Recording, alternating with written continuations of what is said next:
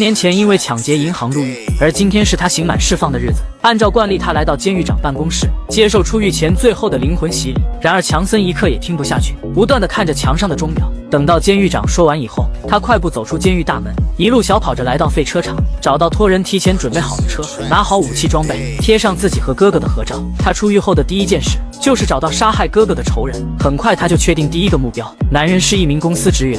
强森也不拖沓，直接把车停在马路对面，大步流星地冲进公司内。一番寻找过后，成功找到自己的目标，一枪将其带走。干净利落地解决完以后，强森看了一眼监控，转身就走。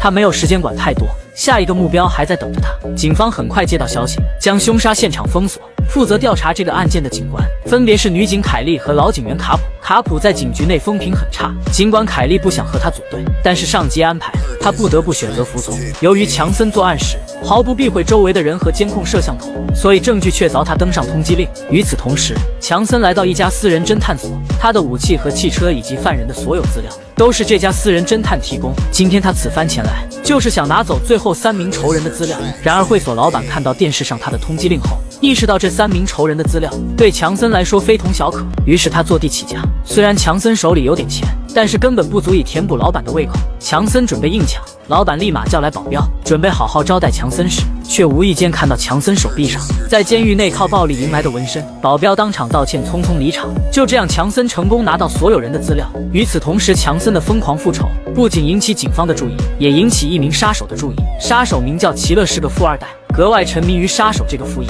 原因是他小时候双腿受过伤害，险些终身残疾，好在家里有钱给救了回来。自从双腿痊愈以后，齐乐就爱上各种极限运动。很快他就发现这个职业的乐趣，于是他开始专心这个职业。每次他出手也只收1美元，目的就是为了寻求刺激。齐乐的未婚妻很是不满，他不愿让齐乐再冒这样的生命危险，但是齐乐喜欢，他就会给他做好所有的后期工作。齐乐接到暗杀强森的任务后，立马根据上面的资料，提前来到强森下一个目标附近。另一边的警察已经将强森的资料全部摸透。10年前，强森跟哥哥以及其他2名同伙抢劫一家银行，本来过程很顺利，强森依靠着过人的车技，顺利突破警察的包围，带着所有人和抢来的钱，成功回到自己的基地。然而他们还没来得及庆祝，4名敌人就冲进他们的基地。他们来势汹汹，直接解决强森的2名同伙。接着他们用强森的哥哥做要挟，让强森说出藏匿赃款的地点。强森为了救下哥哥，只能全部说了出来。然而对方却并没有信守承诺，当场解决他的哥哥，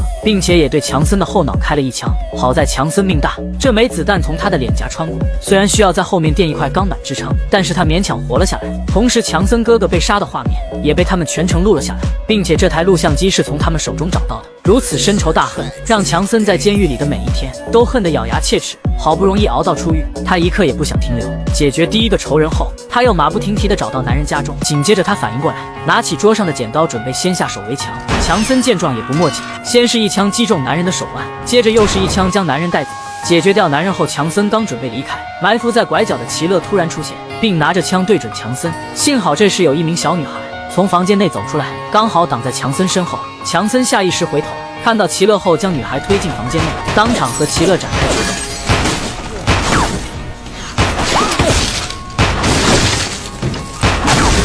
双方打斗一番后，强森迅速开车离开，他不想在这里多浪费时间。与此同时，任务失败的齐乐备受打击。这么多年的杀手生涯，他第一次遇见如此强悍的对手。看着眼前貌美的未婚妻，他悟出一个道理：人外有人，天外有天。他无论怎么挑战，总有比他还要厉害的人在。于是他决定顺从未婚妻的意见，跟未婚妻结婚，过起正常人的生活。另一边，强森已经找到下一个目标。在此之前，强森找到自己的前女友。10年来，他拒绝前女友的每次探视，前女友也因此心灰意冷，打掉他肚子里的孩子。如今前女友已经另嫁他人，看着过得幸福的前女友，强森心里也就没有牵挂。当晚，强森来到目标所在地，对方在酒吧当打手。由于酒吧人多眼杂，贸然开枪会造成不必要的伤亡。强森只想解决仇人，并不想滥杀无辜，于是他提前准备好一根冰锥，跟着男人来到厕所。强森将厕所门反锁，然而男人也早有准备，他拿出身上携带着的匕首。自从强森复仇上新闻后，他就一直将匕首放在身上。他知道强森很快会找上自己。果不其然，面对强森的到来，男人并不意外，跟强森周旋片刻后，双方开始激战。然而一轮过后，强森直接将冰锥刺进对方胸膛。男人临死之际掏出自己的手机，哀求强森给自己的儿子打电话，托付好自己的遗言。当年他做那样的事也是逼不得已。看着倒在血泊中的男人，强森捡起电话，给男人的儿子拨打过去，将男人的死告诉给他。然而对方的声音却让强森起了疑心，紧接着呼啸而过的救护车让强森意识到男人并没有死透。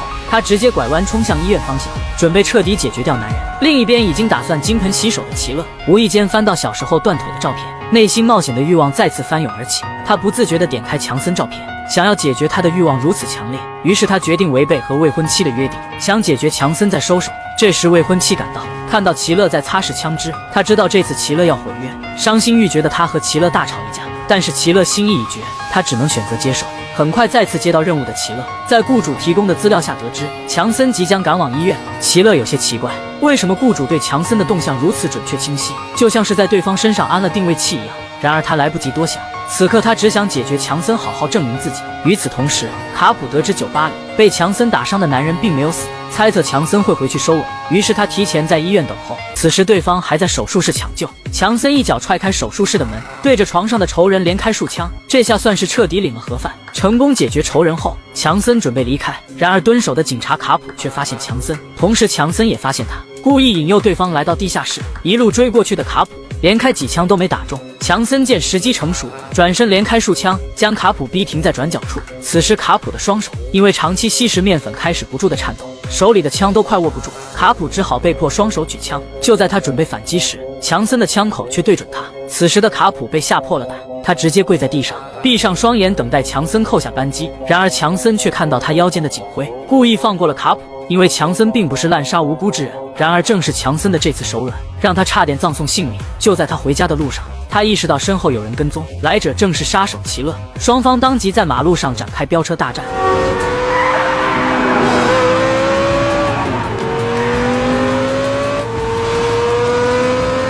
然而无论齐乐怎么驾驶，都没办法超过强森，同样强森也没办法甩掉齐乐。正在这时，一辆大货车开过来，强森一脚油门踩到底，冲到货车前面后，将大货车顺利逼停。跟在货车后面的齐乐只能急刹停车，等到他反应过来时，强森已经用枪对准他。即便如此，强森并未痛下杀手，而是将齐乐的轮胎打爆示意警告。然而齐乐却朝着强森开了一枪，好在强森躲闪及时，子弹只是划过他的脖子。强森捂住流血的脖子，开着车急匆匆离开。回到家后的强森并没有急着处理伤口，而是用枪对准熟睡中的母亲。他怀疑10年前正是父亲出卖自己和哥哥，因为当年父亲也想从中分一杯羹。面对强森的逼问，母亲只是给他缝好脖子上的伤口，接着告诉强森，父亲多年来一直深爱着他和哥哥，怎么可能对自己的孩子痛下杀手？钱和家人哪个更重要？父亲还是分得清楚的。紧接着母亲表示，强森进监狱后，他父亲曾多次想去监狱探望，这么多年来也一直牵挂着他，那份真挚的感情怎么可能会掺杂一丝一毫的欺骗？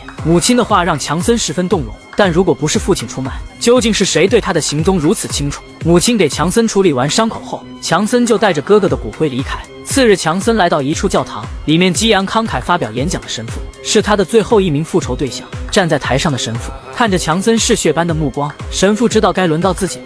他顺从地跟着强森来到湖边，一路上他反复地道歉，并表示当年他被金钱蒙蔽双眼，以为只是把风就能拿到不错的报酬，谁知对方竟开始杀人，这让他无法接受。事情结束后，他为了赎罪成为了一名神父，在教堂内超度自己的同时，也超度那些跟自己一样被金钱蒙蔽双眼的人。即便神父说的令人潸然泪下，强森仍旧从腰间掏出手枪对准他。神父见状自知无法逃过此劫，扑通一声跪在地上，将圣经放在胸前，不断的祈祷，想要在临死前赎完罪过。强森见状犹豫片刻，将子弹打向一旁的空地。原来强森通过调查发现，神父多年来从未放弃做善事，并且当年神父是唯一一个试图阻拦那些人的人，奈何没有人将他放在眼中。强森最终选择放过他，他希望神父能够继续帮助更多的人。至此，强森解决所有仇人。他返回教堂，拿出和哥哥的合照，轻抚哥哥的样貌。正在这时，一把枪对准强森，来者正是齐乐。败给强森2次的齐乐不服气，想要跟强森再比一局。然而大仇得报的强森并不太想理会他。齐乐见状表示，强森还有一个人没有解决，那就是雇佣4个人的幕后黑手，也是他的雇主。这番话瞬间点醒强森，然而还未等强森有所反应，卡普突然出现，一枪击中强森的后脑勺。原来卡普就是当年的幕后主使，他对强森几人行踪了如指掌的原因，是因为强森哥哥的女友是他提前布置好的线人。在得知强森几人要抢银行后，卡普立即联络其他几名线人，准备玩一套黑吃黑。他本以为自己已经斩草除根，谁知强森命大活了下来，因此得知强森出狱后，他立即雇来齐勒准备解决强森。得知事情原貌后的齐勒也不再继续留恋，转身准备离开。卡普喊住他想支付报酬，却遭到齐勒的拒绝。正在这时，卡普突然被人一枪带走。原来强森后脑勺那块钢片救下他。很快，凯莉赶来，看着死去的卡普，他将查到的所有事实全部撕掉掩埋，给这个烂警察的儿子留下一个还算完美的父亲。